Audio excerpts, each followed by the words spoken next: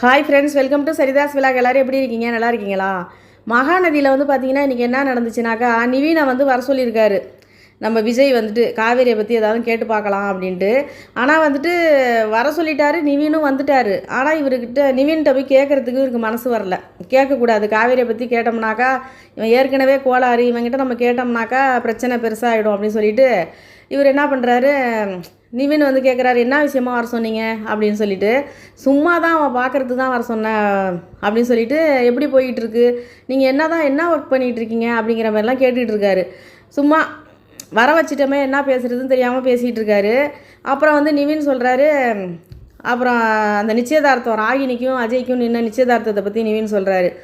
அவன் உண்மையிலே ராகினி என் மாமா பொண்ணு தான், அவள் ரொம்ப மோசமானவ, பசுபதி அதை தாண்டி மோசமானவன், காவேரியை பழி வாங்கணுங்கிறதுக்காக வேண்டி சொந்த பொண்ணோட வாழ்க்கையே பணையம் வைக்கிறான் பாருங்க. அவன் எவ்வளோ பெரிய வன்மம் மனசுக்குள்ளே வச்சுருப்பாரு பசுபதின்னு பார்த்துக்கோங்க. இந்த நிச்சயதார்த்தம் நின்று போனதில் எனக்கு ரொம்ப சந்தோஷம். காவேரி வீட்லேயும் ரொம்ப சந்தோஷமாக இருப்பாங்க. காவேரிக்கு இதனால் எந்த பிரச்சனையும் வராது. கண்டிப்பாக இந்த கல்யாணம் நடந்திருந்தாக்கா ரொம்ப கஷ்டப்படணும் அப்படிங்கிற மாதிரி நிவீனும் சொல்கிறாரு. அதை வச்சு அவர் கொஞ்சம் யோசிக்கிறாரு. எல்லாருமே இதையே தான் சொல்லிகிட்டு இருக்காங்க, அப்போ பசுபதி ரொம்ப மோசமானவன் தான் போல் இருக்குது அப்படின்ட்டு. அதுக்கப்புறம் இதுக்கு தான் வர சொன்னீங்களா, வேறு எதுவுமே விசாரிக்கிறதுக்கு நல்லா விசாரிக்க வர சொன்னீங்க அப்படிங்கிற மாதிரி கேட்குறாரு நிவீன். நிவீனுக்குமே தெரியுது இவர் ஏதோ ஒன்று கேட்க வராரு, கேட்க மாட்டுறாருன்னு. அவ்வளோதான், சும்மா பார்க்கலாம் பேசலான்னு தான் வர சொன்னேன், வேறு ஒன்றும் இல்லை பிரதர் அப்படிங்கிற மாதிரி சொல்கிறாரு விஜய். சரி ஓகே நான் கிளம்புறேன் அப்படின்னு சொல்லிட்டு நிவீன் கிளம்புறாரு. ஆனால் நிவீனுக்கு வந்துட்டு உத்து பார்க்குறாரு முகத்தை, விஜய் முகத்தை.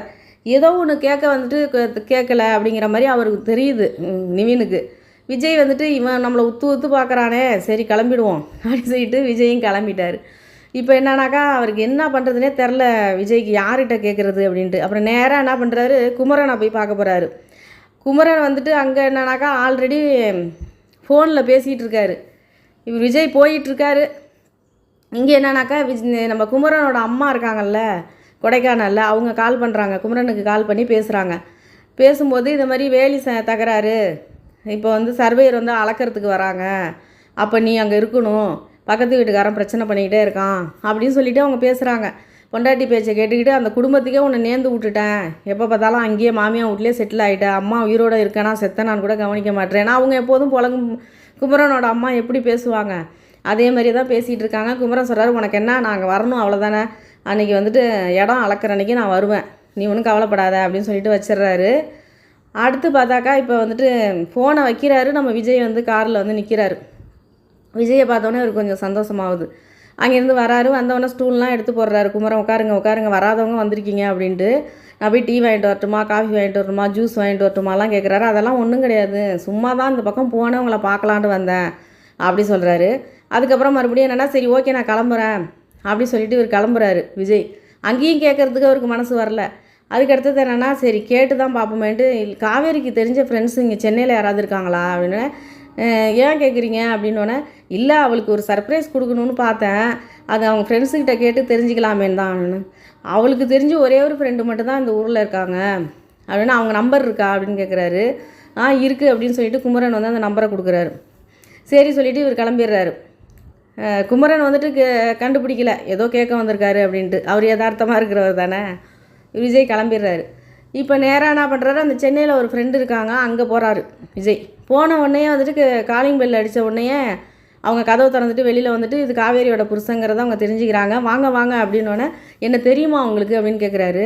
காவேரியோட வீட்டுக்காரர் தானே நீங்கள், எனக்கு நல்லா தெரியும் அப்படின்னோடனே, என்ன விஷயமா வந்திருக்கீங்க, வாங்க உள்ளே வந்து பேசுங்கன்னு. இல்லை பரவாயில்ல நான் வெளியிலே இருக்கேன், காவேரி இங்கே வந்தாளா அப்படின்னோடனே, இல்லையே அப்படின்னோடனே, இல்லை காவேரிகிட்ட சும்மா சின்ன லைட்டாக கொஞ்சம் ப்ராப்ளம், உடனே கோச்சிட்டு அவள் கிளம்பிட்டா, யாருக்குமே தெரியாது, நான் உங்ககிட்ட தான் சொல்கிறேன், அதை தான் எங்கே போயிருப்பாரே எனக்கு தெரிலன்னா அவங்களுக்கு கொஞ்சம் அதிர்ச்சியாக இருக்குது. அவள் தைரியமான பொண்ணு, தப்பான முடிவெல்லாம் எடுக்க மாட்டா, கண்டிப்பாக வந்துடுவா அப்படின்னா. அவள் வந்துட்டுன்னு என்னால் இருக்க முடியல, அதனால தான் தேடிக்கிட்டு இருக்கேன், சென்னையிலே நீங்கள் தான் ஃப்ரெண்டுன்னு சொன்னாங்க, வேறு யாராவது சென்னையில் ஃப்ரெண்டு இருக்காங்களான்னு கேட்குறாரு. யாரும் அப்படிலாம் யாருமே இல்லை, கொடைக்கானலில் தான் அவளுக்கு ஃப்ரெண்டு இருக்காங்க, ஒருவேளை அவள் கொடைக்கானல் கூட போக வாய்ப்பு இருக்குது அப்படின்னு சொல்கிறாங்க. நான் வேணால் கொடைக்கானல் ஃப்ரெண்ட்ஸுக்கிட்ட ஃபோன் பண்ணி நான் கேட்டு பார்க்கட்டுமா அப்படிங்கிறாங்க. சரி நீங்கள் கேட்டுட்டு ஏதாவது டீட்டெயில்ஸ் தெரிஞ்சாக்க எனக்கு கால் பண்ணுங்கள் அப்படின்னு விஜய் சொல்லிவிட்டு இவர் வெளியில் வராரு. அப்போ வந்து பார்த்திங்கன்னா தாத்தா ஃபோன் பண்ணுறாரு. தாத்தா ஃபோன் பண்ணி என்ன கேட்குறாரு, காவேரி வந்துட்டாளா கிடச்சிட்டாளா அப்படின்னோடனே, இல்லை அவள் கொடைக்கானல் போயிருப்பான்னு நினைக்கிறேன். ஃப்ரெண்டு வீட்டுக்கு வந்து கேட்க வந்தேன். அவங்க தான் சொல்கிறாங்க, ஒரு வேளை கொடைக்கானல் கூட போயிருப்பா, கொடைக்கானலில் தான் நிறையா ஃப்ரெண்ட்ஸ் இருக்காங்கன்னு சொல்கிறாங்க, நான் கொடைக்கானலில் தான் போய் பார்க்க போகிறேன் அப்படின்னு சொன்னோன்னே தாத்தா சொல்கிறாரு, நீ எங்கே போவியோ என்ன பண்ணுவியோ எனக்கு தெரியாது, வரும்போது காவேரியோட தான் நீ வரணும், பத்திரமா போயிட்டு வா அப்படின்னு சொல்லிட்டு சொல்கிறாரு தாத்தா. சரின்னு சொல்லிட்டு இவர் விஜய் கிளம்பிடுறாரு. இங்கே வீட்டில் என்னன்னு கேட்டாக்கா ராதா சமையல் கட்டில் இருக்காங்க. அப்போ வந்துட்டு அவங்க அம்மா இருக்காங்கல்ல, விஜயோட பாட்டி, அவங்க போயிட்டு காவேரியை காலையிலேருந்து நான் பார்க்கவே இல்லை, மதியானம் சாப்பிட்டாளான்னு கேட்டோன்னா இல்லை, எடுத்து வச்ச சாப்பாடு அப்படியே தான் இருக்குது, அவள் சாப்பிட வரல, எல்லாருமே திட்டினதுனால கோச்சிக்கிட்டு ஒரு வேளை ரூம்லேயே உட்காந்துருக்காளா என்னன்னு தெரில அப்படின்னு சொன்னோன்னா பாட்டி சொல்கிறாங்க, அவள் ரூம்லேனா உட்காந்துருக்க ஆள் கிடையாது, என்கிட்ட நீ ஏன் அவள் சாப்பிட்லன்னு சொல்லவே இல்லை, சரி வா நம்ம போய் ரூமில் போய் பார்க்கலாம், என்னான்னு கேட்கலாம் வா அப்படின்னு சொல்லிட்டு ரூமில் போய் பார்க்குறாங்க. ரூமில் இல்லை. அதுக்கப்புறம் தாத்தா வராரு. தாத்தா கிட்ட கேட்குறாங்க, காவேரி எங்கே காணும், அவளை வந்துட்டு மதியானம் சாப்பிடக்கூட இல்லையாமே அப்படின்னோன்னா அவங்க அம்மா வீட்டுக்கு ஒரு வேளை போயிட்டாளா, இரு நான் போய் பார்த்துட்டு வரேன்னு ராதா போய் பார்க்க போகிறாங்க. அதெல்லாம் ஒன்றும் தேவையில்ல, விஜயும் காவேரியும் கொடைக்கானல் போயிருக்காங்கன்னு தாத்தா போய் சொல்கிறாரு. என்ன சொல்கிறீங்க, கொடைக்கானலா அப்படின்னு அதிர்ச்சி ஆகுறாங்க. ஆமாம், அவன் நேற்று சண்டை நடந்துச்சுல, விஜய் வேறு ஏதோ திட்டியிருக்கான், அதனால் கொஞ்சம் அப்செட் ஆகிருக்கா, அம்மா வீட்டில் போய்ட்டு உட்காந்துருந்துருக்கா, நான் அதான் கூப்பிட்டு 2 பேரையும் கூப்பிட்டு அவள் கொஞ்சம் ஒரு மாதிரி டல்லாக இருந்தா, அதனால் வந்துட்டு கொடைக்கானல் தானே அவளுக்கு பிடிக்கும், அவங்க சொந்த ஊர் தானே, அங்கே போனால் கொஞ்சம் மனசு மாறுவான்ட்டு தான் நான் அழைச்சிட்டு போக சொன்னேன். ஏன்னா விஜய் போனப்போ தனியாக தானே போனான், நான் பார்த்தனே அப்படின்னு பாட்டி சொல்கிறாங்க. அதுக்கப்புறம் திரும்ப வந்துட்டு காவேரியை கூப்பிட்டு போனான், இப்போ தான் அவங்க 2 பேரும் போயிட்டுருக்காங்க கொடைக்கானல் அப்படின்னு சொன்னோன்னா பாட்டிக்கு கோவம் வந்துடுது. இவ்வளோ பிரச்சனை வீட்டில் நடந்துகிட்ருக்கு, அவளால் தான் பிரச்சனையே வந்துச்சு, ஆனால் வந்துட்டு அதை பற்றிலாம் கவலை இல்லாமல் ஜாலியாக டூர் போகிறாங்களா, அதை நீங்கள் அனுப்பி வச்சுருக்கீங்க அப்படின்னு சொல்லி சண்டை போடுறாங்க.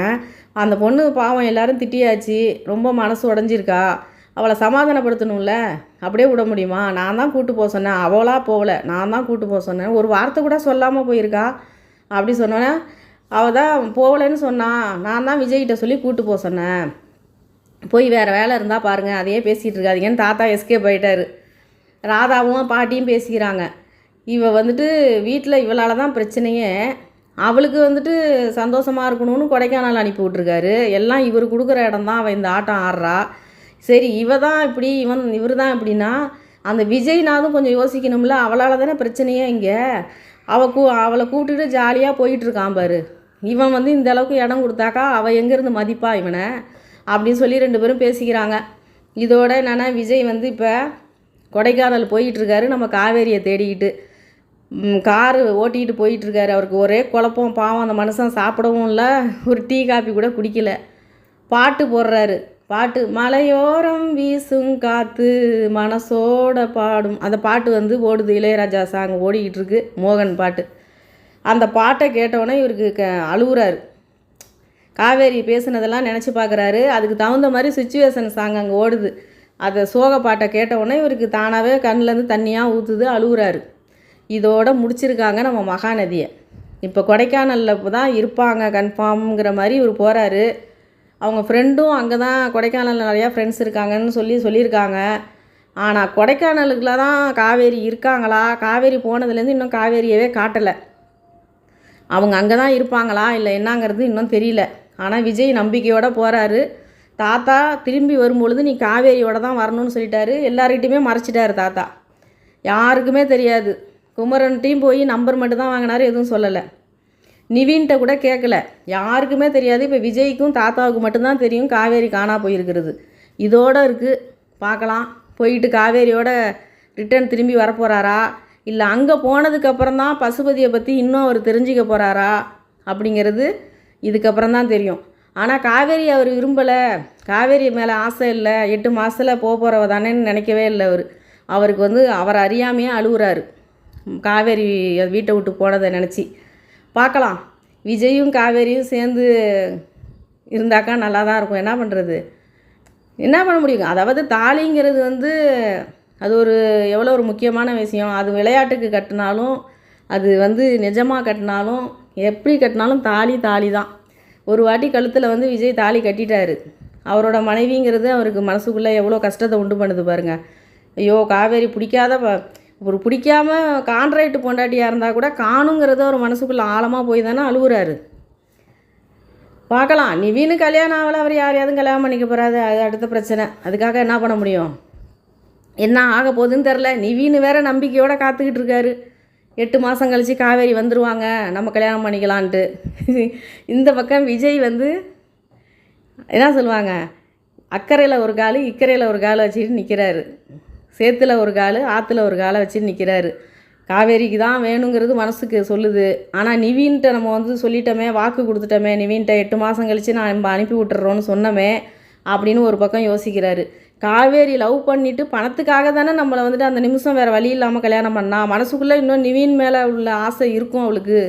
அந்த லவ்வை பிரிச்சிடக்கூடாதுன்னு ஒரு பக்கம் நினைக்கிறாரு. காவேரி ஆனால் விஜய் கூட தான் வாழணுங்கிறது அவங்களோட ஆசை. அவங்க குடும்பத்துக்காக வேண்டினாலும் விஜய் கூடவே வாழணும்னு அவங்க நினைக்கிறாங்க. பார்க்கலாம் என்ன தான் முடிவாக போகுதுங்கிறத நம்ம வெயிட் பண்ணி பார்க்கலாம். மகாநதியில் இன்றைக்கி இது தாங்க நடந்துச்சு. இந்த வீடியோ பாருங்கள். பார்த்துட்டு உங்களுக்கு பிடிச்சிருந்தா லைக் பண்ணுங்கள், ஷேர் பண்ணுங்கள், சப்ஸ்கிரைப் பண்ணுங்கள். முடிஞ்சால் ஒரே ஒரு கமெண்ட் பண்ணுங்கள். காவேரி வந்து விஜய் கூடவே இருக்கணும்னு நினைக்கிறீங்களா நீங்கள், இல்லை நிவின் கூட சேரணும்னு நினைக்கிறீங்களா?